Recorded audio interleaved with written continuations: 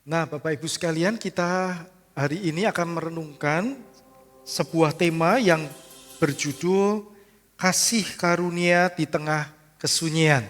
所以我们今天要思想的一个主题是在沉默中的恩典。 Kita akan membaca dari Galatia pasal 4 ayat yang keempat. 所以我们将阅读加拉太书第4章第4节。 Saya akan bacakan dulu dalam bahasa Indonesia, kemudian Mandarin. 我首先用印尼文阅读，之后才用中文。 Tetapi setelah genap waktunya, maka Allah mengutus anaknya yang lahir dari seorang perempuan dan takluk kepada hukum Taurat. 及至时候满足，神就差遣他的儿子为女子所生，且生在律法之下以下。 Nah, hari ini kita memasuki Advent yang keempat. 今天我们将进入第4周的圣诞节前夕。 Jadi sebelum kita masuk ke hari Natal, kita ada 4 minggu di mana kita melakukan ibadah Advent. 所以我们还没进入圣诞节之前，我们有4周，我们准备这个圣诞节前夕。 Nah, di dalam ibadah Advent hari ini, 所以在 tema kita adalah kasih karunia di tengah kesunyian. 所以今天的崇拜会的主题是在沉默中的恩典。 So, tema Natal kita tahun ini adalah perjalanan kasih karunia yang ajaib. 所以我们今天的大主题是奇妙恩典之旅。 Nah, kita sudah melihat dari minggu Advent pertama sampai minggu Advent yang ketiga kemarin, 所以我们从第1周到前周， bagaimana betapa besar kasih karunia Tuhan, walaupun manusia berdosa, walaupun manusia memberontak kepada Tuhan, gagal, tapi Tuhan terus memberi kesempatan untuk manusia datang kepada Dia. 所以虽然我们是反抗上帝，虽然我们失败，虽然各种各样的一个挫败的话，让上帝还是来到这个世界上。 Nah, kadang-kadang kita di dalam hidup kita ada masa-masa kita merasa Tuhan itu diam saja. 所以有时候在我们的生命，我们觉得上帝正在沉默。 Jadi masa diam atau masa sunyi itu merupakan satu hal yang tidak enak. 所以这个安静或者沉默时期的话，对我们来说很不舒服。 Misalnya kalau kita sedang ada perlu sesuatu yang mendesak, 比方说，我们有几次， kita telepon mungkin kepada anak kita atau kepada teman kita, kita ingin telepon karena ada sesuatu yang mendesak. 所以我们要打电话给我们的孩子或者我们的朋友，因为这个是急事， Dia tidak angkat-angkat telepon. 但是他们不接电话， Terus kemudian kita kirim pesan. 后来我们就发短信了， Kemudian tidak dibaca-baca. 还是没有阅读， Hati kita pasti gelisah, betul 我 tidak? 们开始着急了。 Terus kemudian kita lihat, loh sudah dibaca. 后来我们看了，已经被阅读了， Tapi setelah dibaca tidak dibalas pesan kita. 但是他没有回信呢。 Ketika lihat pesan kita sudah dibaca, kita langsung telepon, siapa tahu langsung angkat teleponnya.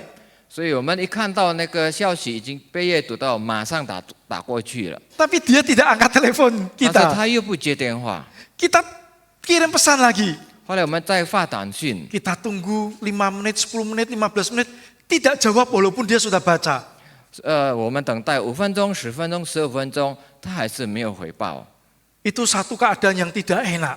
那是非常无法感受。 Pernah ngalami begitu? 我们曾经经历过这些吗？ Kira-kira perasaan kita bagaimana? 我们有怎么样的感受呢？ Jengkel. 我们就觉得烦死， Bisa Pandang. gelisah karena kita ada perlu tapi kok tidak ada respon. 我们需要，但是为什么没有回应呢？ Kita bisa marah juga. 我们可能会生气， Jadi suasananya nggak enak. 所以那个气氛不好。 Nah, saya tidak tahu hari ini apakah ada atau kita merasa bahwa ketika kita hari ini mengalami kesulitan, kita berdoa kepada Tuhan, sepertinya Tuhan diam saja. 我们今天是否曾经经历过，就是我们遇到困难，我们向上帝求告，但是好像没有什么答复。 Sepertinya Tuhan tidak berbicara apapun kepada kita. 上帝似乎没有跟我们说话呢， Juga tidak melakukan apa yang kita doakan. 也没有按照我们所求告的去做， Sehingga kita menjadi bingung. 所以我们感到焦虑了。 Tuhan ini masih mendengar doa saya tidak? 上帝还听到我的祷告吗？ Tuhan masih peduli mengasihi saya tidak? 上帝还仍然爱，还仍然理会我吗？ Tuhan masih mau mengasihi saya tidak? 上帝仍然要爱我吗？ Nah, di dalam kehidupan orang Israel pernah ada masa di mana mereka juga menunggu. 所以在这个以色列的生活的话，他们也是曾经经历到他们在等待， Mereka berdoa, sepertinya Tuhan tidak berbicara apapun. 他们一直在祷告求告，但是上帝并没有说话。 Nah, itu ada istilah oleh orang Israel disebut masa sunyi atau masa diam selama 400 tahun. 所以这个以色列成为这个时期的话是什么？沉默的一个时期，400年。 Kalau kita lihat di dalam perjanjian lama itu diakhiri dengan kitab Maliaki. Kemudian disambung perjanjian baru dengan Injil Matius. 所以呢，我们看旧约的时候，马来基书是最后，后来新约是马太书。 Di antara Maliaki dan Matius itu ada waktu 400 tahun kira-kira. 所以从这个马来基书跟这个到这个马太书的话，有400年的一个距离。 Dalam 400 tahun ini Tuhan tidak kirim satu nabi pun. 上帝从来没有派过一位先知， Tuhan juga tidak berbicara kepada orang Israel. 那上帝也没有对这个以色列人说话， Tidak memberikan firman. 也没有给他 Tidak 上帝的话。 menegur. Tidak memberikan nasihat. Sama sekali Tuhan tidak berbicara. Tuhan diam 400 tahun. 所以从来也没有劝勉责备这个以色列，他400年当中是沉默的。 Maka orang Israel menyebut ini masa sunyi. Tuhan tidak mau bicara. 这个是沉默时期，上帝不要说话。 Tapi dari Alkitab kita tahu bahwa ketika Tuhan nampak diam, bukan berarti Tuhan tidak bekerja dalam hidup 所 kita. 以我们从圣经就是发现了，好像是主看似沉默，并不意味着他没有在做工。 Bahkan seringkali dia bekerja paling intens, paling dalam ketika dia nampaknya paling diam. 所以事实上的话，他在这个看似最沉默的时候，他做最深的工作。 Itulah sebabnya kemudian Paulus menulis kitab Galatia ini. 所以因此保罗写这本加拉太书， Bahwa 400 tahun ini Tuhan memang tidak berbicara. 就是400年当中，上帝并不说话， Tapi bukan berarti Tuhan tidak bekerja. 但是并不意味着他没有在做工。 Nah, tadi ayat yang kita baca dikatakan, tetapi setelah genap waktunya, maka Allah mengutus anaknya, yaitu Tuhan Yesus, yang lahir dari seorang perempuan. 所以我们所阅读的经文的话，即使时候满足，神就差遣他的儿子为女子所生，且生在律法以下。 Paulus melihat bahwa masa 400 tahun ini adalah di masa Tuhan mempersiapkan, bekerja luar biasa supaya siap waktunya tiba di mana Yesus lahir, semuanya itu mendukung untuk kelahiran Yesus dan Injil bisa diberitakan dengan leluasa. 所以保罗看出的话，就是上帝在这个沉默的时候，他们正在工作，就是时候满足了，就是神差遣他的儿子，他诞生了，也是让这个福音可以传遍了全世界。 Maka istilah setelah genap waktunya ini bukan cuma menunjukkan tanggal tertentu. 所以这个指着这个时候满足的话，不单单是某一个日期。 Misalnya kita nanti Natalan tanggal 25. 比方说，我们要庆祝圣诞节是25号， Nah, bisa saja di tanggal 25 itu acaranya tidak siap. 有可能在25号，节目还没准备好， Pengkhotbahnya tidak siap. 他的讲道者也还没有准备好， Yang main musik baru dicari 1 jam sebelumnya. 所以要弹琴的1个小时之前才找到。 Nah, bukan begitu. Tetapi ketika genap waktunya berarti tanggal 25 itu ya 25 Desember kita merayakan Natal, segala sesuatunya sudah disiapkan supaya pada waktu tanggal 25 maka tiba waktunya itu semuanya sudah siap dan acara bisa berlangsung baik dan memuliakan Tuhan. 所以25号的话，时候满足的话已经预备好了，所以25号那天的话，一切都已经进行得很顺利，很好。 Nah, Paulus melihat bahwa kalau selama ini Tuhan belum datang karena kondisi belum siap, maka Tuhan menyiapkan dalam masa 400 tahun ini. 所以保罗看出，如果在这个400年当中还没有准备好，所以时候要等到时候满足。 Saudara, seorang profesor Alkitab yang sangat terkenal, dia katakan begini bahwa incarnation itu kedatangan Kristus ke dalam dunia. 所以有一位哲学家的话在说，这个道成肉身 Bukan sesuatu yang terjadi begitu saja, 不单单是突然的一个事情， tapi kelahiran Yesus itu merupakan sesuatu yang Tuhan Allah sudah siapkan sedemikian rupa. 所以这个是上帝已经很特别的一个预备， Sehingga bahasanya, budayanya, situasinya, kondisinya sudah disiapkan. Sampai kemudian waktu Yesus lahir, semuanya itu sudah siap seperti yang Tuhan mau. 所以从这个语言的话、文化各方面的话已经具备好了。所以当主耶稣道成肉身的话，一切都已经完美了。 Nah, hari ini kita akan melihat apa yang terjadi sebenarnya di dalam masa 400 tahun ini. 所以今天我们要考察，就是在400年当中的发生什么事。 Ini tidak dicatat di dalam Alkitab peristiwa ini. 这个事情没有记在这个圣经， Tapi peristiwa ini ada di dalam sejarah dunia. 但是这个事件的话已经在历史上记载。 Dan apa yang terjadi di dalam sejarah 400 tahun ini itu menunjukkan bahwa Tuhan adalah Allah semesta alam yang berkuasa atas segala bangsa dan juga para pemimpin dan para raja. 所以在这个400年当中所发生的，证明他是掌管一切，就是历史跟这个全世界的一个领首。 Mari kita akan lihat sama-sama apa yang terjadi dalam sejarah. 所以我们要一起看，就是400年当中历史发生什么。 Ada 3 momentum besar dalam 400 tahun. 所以有3个大的一个时机， Di mana Tuhan tidak berfirman tapi Tuhan bekerja. 上帝并不说话，但是他一直在做工。 Nanti masing-masing kita lihat sekilas masa Yunani, masa Makabe, masa Romawi. 所以我们要看每个阶段的话，有这个希腊的时期，还有马加比的时期，还有罗马的时期。 Nah, yang pertama kita akan melihat masa Yunani. 所以第一个阶段我们要看这个希腊的时期。 Nah, kita tahu orang Israel dulunya dibuang ke Babel, kemudian Babel dikalahkan oleh Media Persia. 所以以前他们这个以色列人被掳到这个巴比伦，那后来就是又掳到这个波斯美基亚。 Nah, kemudian Media Persia dikalahkan oleh Yunani, yaitu dipimpin oleh Alexander Agung. 所以最后这个波斯美基亚的话是被这个希腊打败，那都是谁？都是亚历山大大帝。 Daerah kekuasaannya sangat luas sekali.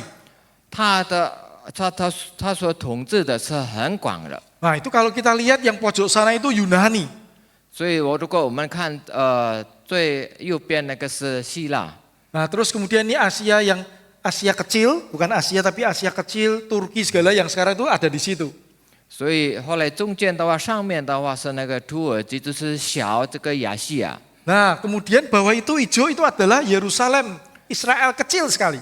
所以下面有一个绿色的点的话，那个是耶路撒冷。 Bawahnya Mesir. 所以下面是埃及， Kemudian Asyur, Babel sampai ke Asia, ya, benua Asia itu masuk sampai ke situ Alexander Agung.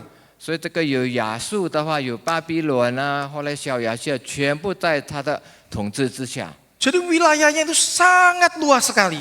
所以它的范围是很广。 Nah, setelah mereka menaklukkan area yang sebegitu besar, pasti mikirnya adalah bagaimana supaya wilayah ini tetap dipegangi oleh mereka. 所以他们已经统治了这些地方的话，所以他们想到的如何一直在管制这些地 Supaya 方， tidak memberontak dan kemudian lepas semua. 所以他们不要反抗，最后都是他们已经脱离了。 Maka mereka selain pakai militer, mereka pakai pendidikan. 所以他们不单单用这个军事的方法的话，也是用教育。 Jadi di seluruh wilayah ini, 所以在这个全部， orang-orang diajar tentang filsafat Yunani.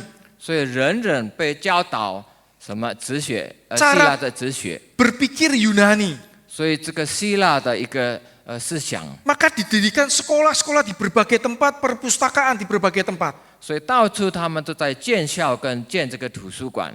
Supaya orang punya pikiran bahwa sekarang ini kita menjadi sebuah dunia yang baru. Sama-sama dunianya jadi satu. 所以让人人有一个想法，我们现在在进入新的一个世界。 Tidak negara sendiri-sendiri, tapi ini sekarang kita punya cara berpikir yang sama. 所以好像是变成全球我们要同一个思想， Punya budaya yang sama dari cara berpikir. 所以借着这个思想的话，拥有一个同样的文化。 Nah, untuk mengajarkan itu mereka pakai satu bahasa, yaitu bahasa Yunani. 所以他们为了教导这些，他们就是用这个希腊语， Sehingga seluruh wilayah ini mereka pakai bahasa Yunani. 所以所有的这个范围的话，他们是用这个希腊文， Nah, ini menariknya. 这个很有趣的。 Maka ketika waktu Alexander Agung ini dan setelah itu, maka budaya dan bahasa Yunani diterima oleh wilayah yang begitu besar. 所以自从这个亚历山大大帝之后的话，他的时候，希腊文化的话跟语言的话传播到全世界。 Kemudian Alkitab Perjanjian Lama yang bahasa Ibrani diterjemahkan ke dalam bahasa Yunani, semua orang bisa baca. 所以一开始的话，就业的话，后来全部把它翻译成这个希腊文。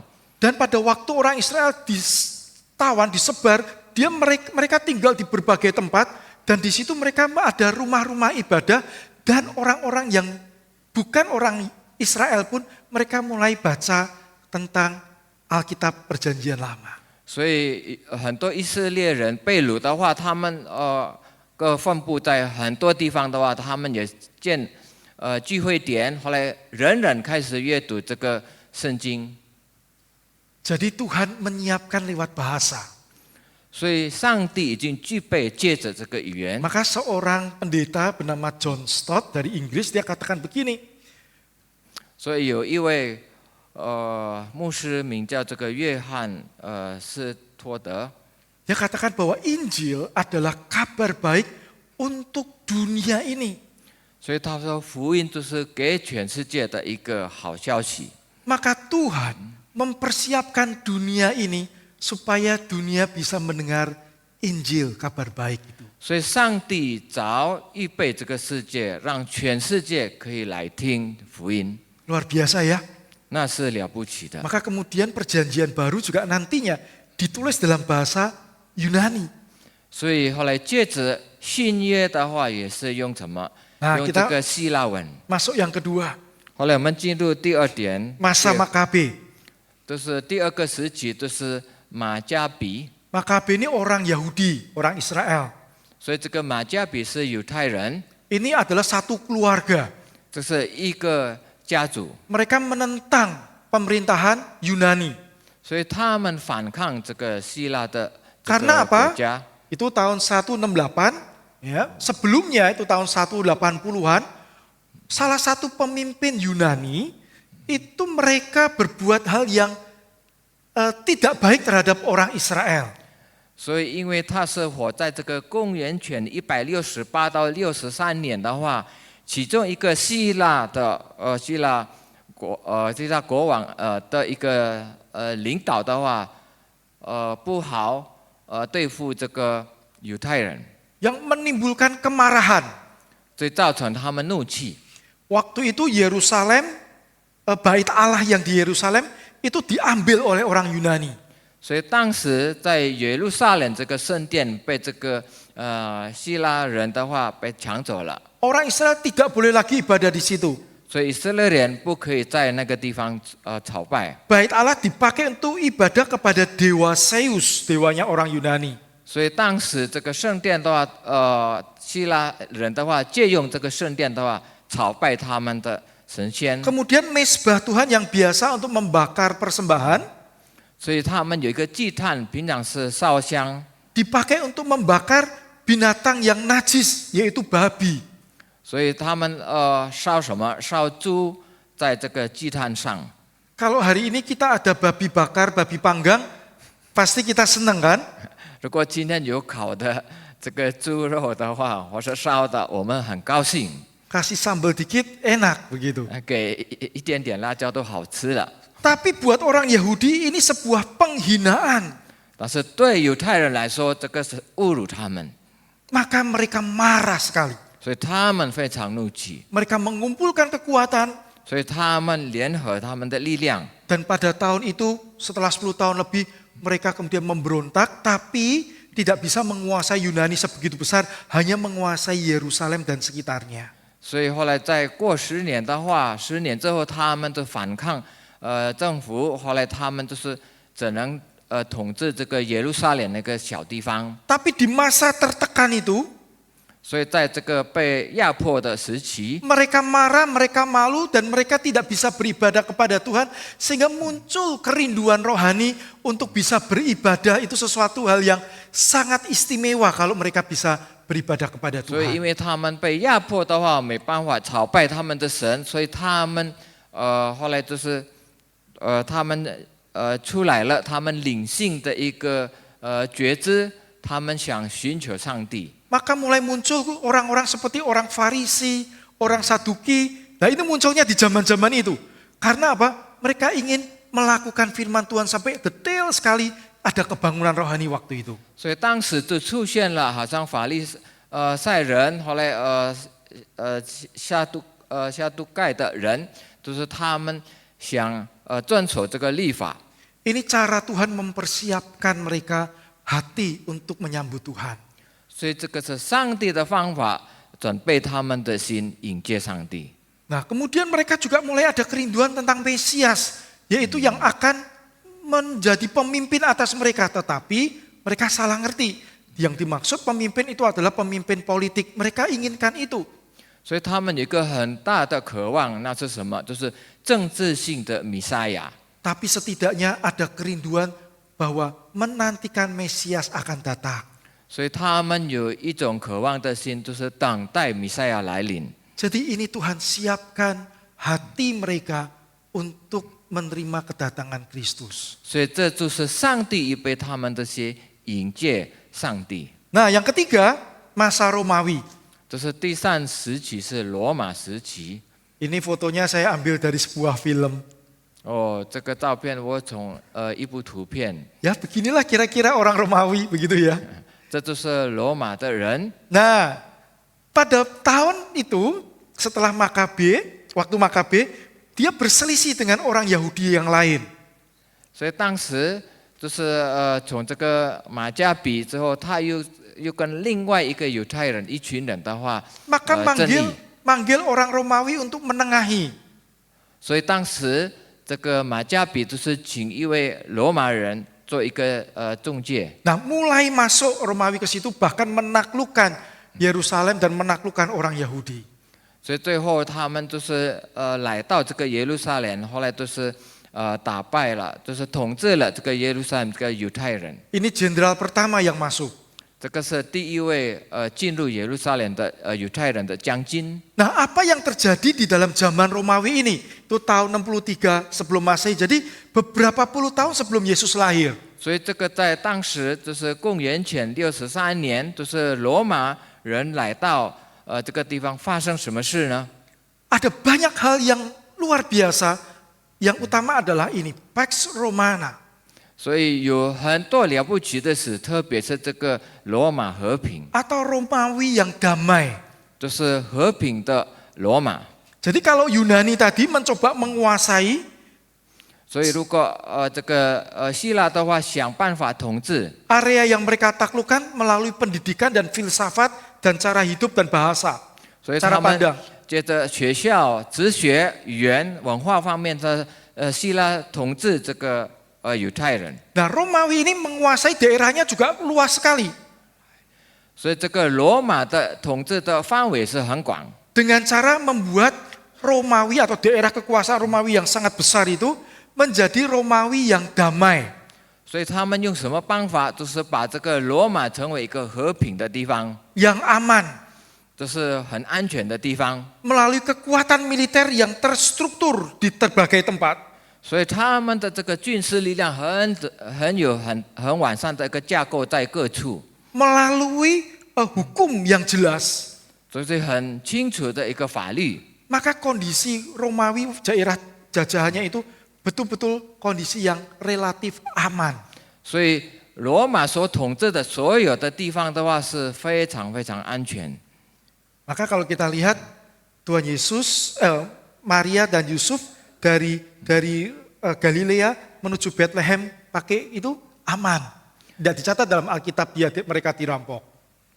所以我们也看出，在圣经就是玛利亚跟约瑟的话，他们从这个加利利移到这个伯利恒的话，也是很安全的抵达。 Orang Majus juga relatif aman.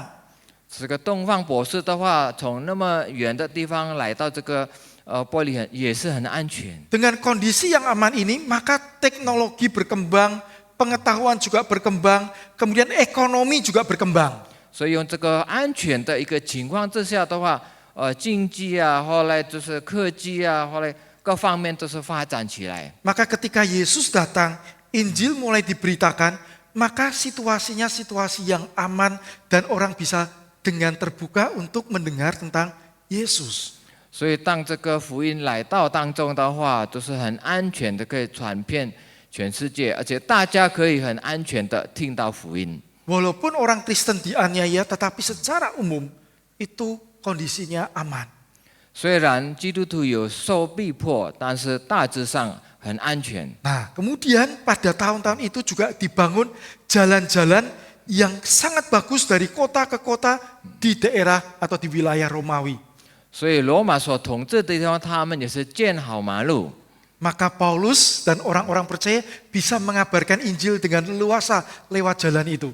所以保罗跟所有的宣教士可以很安全的这个有利这个亚细亚跟欧洲， Dan Injil dengan cepat bisa tersebar sampai ke Asia dan ke Eropa.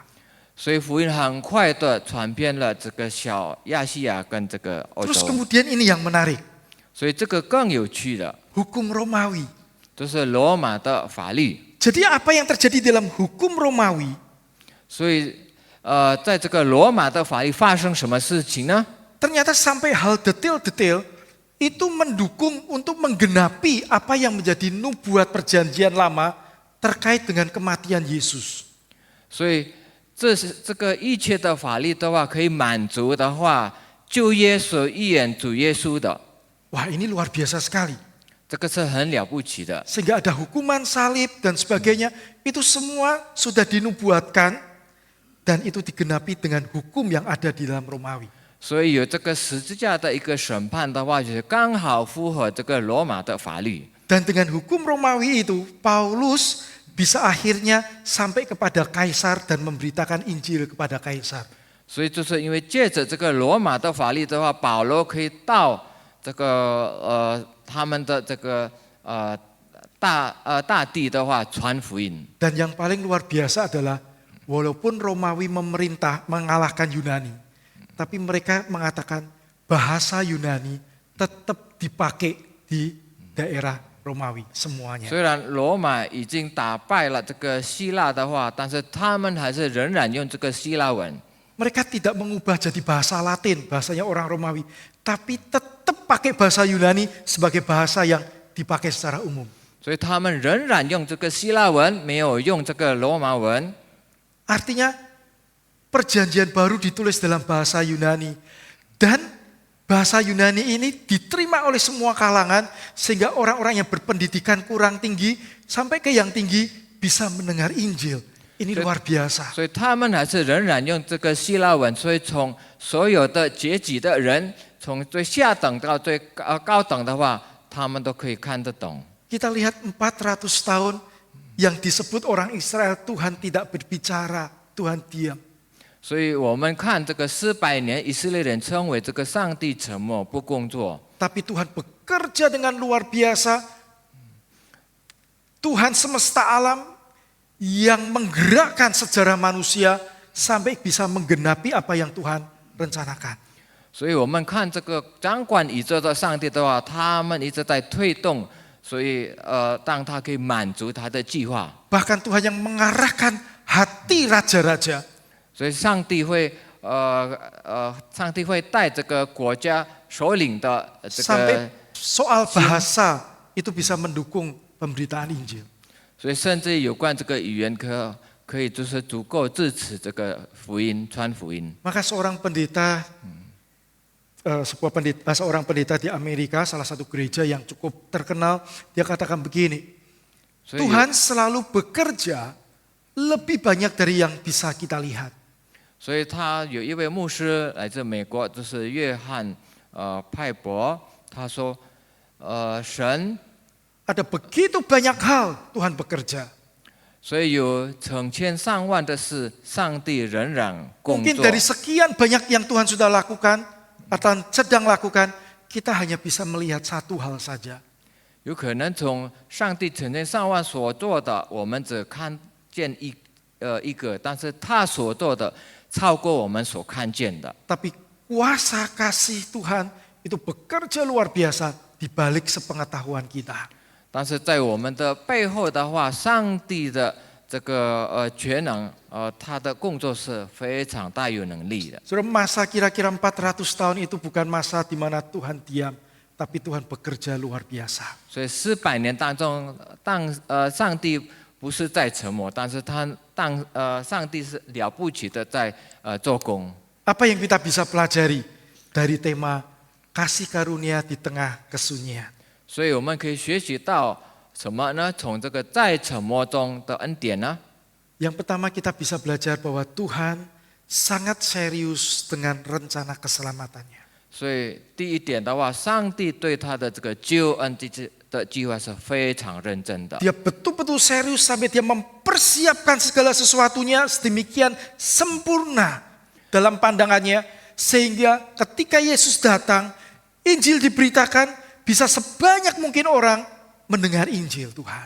所以他那么想的那么细节，甚至一定要打到晚上，所以主耶稣来到时代，全世界可以听得到福音。 Tuhan sangat serius ingin menyelamatkan manusia. 上帝是非常认真想拯救人， Hati Tuhan sangat rindu sekali manusia bisa datang kembali kepadanya. 所以上帝非常渴慕，希望人可以回到他的身边了。 Sudah saya tidak tahu apakah hari ini kita sudah beribadah secara rajin ke gereja mungkin setahun, 2 tahun, mungkin puluhan tahun. 我们不知道是否我们已经很殷勤来到上帝的面前，1年2年很殷勤的崇拜上帝。 Pertanyaannya adalah apakah kita sudah pernah menerima Tuhan Yesus sebagai Tuhan dan Juru Selamat kita? 问题是我们是否已经亲自接受主耶稣成为个人的救主呢？ Tuhan tahu kalau perbuatan baik kita bisa menyelamatkan kita, membuat kita diterima oleh Tuhan, Tuhan Yesus tidak usah datang. 上帝知道，如果我们凭着我们的良善行为的话，可以进天堂的话，他不需要主耶稣不需要来到世上。 Justru tidak mungkin perbuatan baik kita bisa membuat kita diterima oleh Tuhan. 所以，因为不可能我们凭着我们的良善可以被上帝接受。 Maka dia sangat serius dengan kasih karunia-Nya untuk menyelamatkan manusia. Dia datang ke dalam dunia, lahir sebagai manusia supaya bisa mati di atas kayu salib untuk menggantikan dosa kita. 所以他非常认真想拯救我们来到世上，诞生的话，甚至被钉十字架的话，是为了代替我们的罪恶。 Supaya kita yang percaya mengundang Yesus menjadi Tuhan dan Juru Selamat kita, kita boleh menjadi anak-anaknya. 所以凡信靠就是接受他的人，主耶稣的人的话，我们成为配得他的儿女， Dan kita hidup bersama dengan Tuhan. 而且与主同活。 Kalau hari ini kita ada di antara kita yang belum terima Yesus, 如果我们其中有些人还没有接受他， mari kita buka hati kita mengundang Dia masuk dalam hidup 我 kita. 们要敞开我们的心，我们要请他进入我们的心。 Tapi mungkin ada di antara kita dan kebanyakan kita sudah percaya Yesus. 有可能大多数的人已经信主了， Selama tahunan, puluhan tahun mungkin kita sudah percaya Yesus, mengenal Yesus, sudah lahir baru. 甚至我们已经几年、几十年的话，我们已经认识主，已经重生了。 Tapi pertanyaannya adalah apakah kita juga memiliki hati yang sangat serius sama seperti Tuhan, merindukan keluarga kita yang belum percaya, merindukan orang-orang yang kita kenal yang dekat dengan kita yang belum percaya, supaya mereka bisa mengenal Kristus dan percaya kepada Kristus. 难道我们有非常认真的心，好像主耶稣想我们的家人、我们的亲戚朋友还没认识主的话，可以认识他吗？ Atau mungkin kita hanya ke gereja, pelayanan, tapi tidak ada hati yang sungguh-sungguh intens untuk mendoakan mereka, untuk berelasi dengan mereka, memberi waktu untuk mereka, sehingga mereka bisa melihat kehidupan kita, dan mereka juga mulai mengenal Tuhan di dalam hidup mereka. 还是难道我们来到教会是为了殷勤的崇拜，后来就是做侍奉的话，没有很故意的为这些世上的灵魂的话祷告？ So, kalau itu tidak ada pada kita, 如果我们没有这种心， kita mungkin rajin ke gereja, kita pelayanan banyak, tapi kita sudah kehilangan hati Tuhan yang utama, yaitu untuk orang-orang bisa percaya Yesus dan diselamatkan. 虽然我们已经忙着侍奉的话，很殷勤来到教会，但是我们已经失去最要点的地方，什么？那就是起初的爱，都是爱灵魂的心。 Hal yang kedua yang bisa kita pelajari dari sejarah ini adalah Tuhan selalu menepati janjinya. 所以第二点，我们可以学习从这个历史上的话，他已经是新手他的计划，新手他的计划。 Tuhan sudah berjanji akan datang Mesias Juru Selamat untuk semua manusia. 所以他已经守信他的应许，他已经答应了弥赛亚要来到拯救人。 Meskipun Israel gagal menjadi umat Allah yang baik, tetapi tetap janji keselamatan lewat Yesus ditepati oleh Tuhan. 虽然以色列是已经失败了，但是他还是守信他的应许，让人人可以得到救恩。 Dia tidak pernah melupakan janjinya. 他从来不会忘记他的应许。 Dan hari ini mungkin kita bertanya, Tuhan seolah-olah diam. Apakah Tuhan masih mengasihi saya? Apakah Tuhan masih peduli kepada saya? 我们可能今天我们问了上帝，你是否沉默不爱我？ Tapi kita pegang janji Tuhan yang pernah mengatakan di Ibrani bahwa aku sekali-kali tidak akan meninggalkan engkau dan aku sekali-kali tidak akan membiarkan engkau. Itu janji Tuhan. Dan Tuhan janji, Tuhan pasti menepati apapun keadaan kita, Dia tetap bersama kita. 所以我们要不可忘记他的这个应许的话，他仍然不会丢弃我们、抛弃我们。 Dan yang ketiga, Tuhan tetap bekerja meskipun kadang kita tidak merasakannya. 所以第三点的话，虽然我们感受不到他的工作的话，主仍然持续做工。